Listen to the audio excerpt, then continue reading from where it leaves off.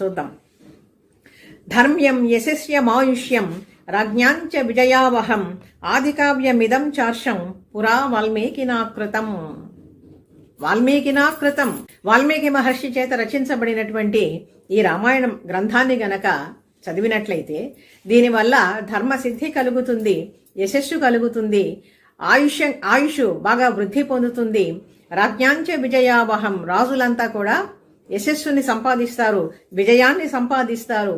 ఇదే సృష్టిలో ఆది కావ్యము అని చెప్పి చెప్తూ ఇంకా ఆయుష్యం ఆరోగ్యకరం యశస్యం సౌభ్రాత్రికం బుద్ధికరం శుభంచ శ్రోతవ్యమేతన్ నియమేన సద్భిః ఆఖ్యానమోజస్కర వృద్ధికామై.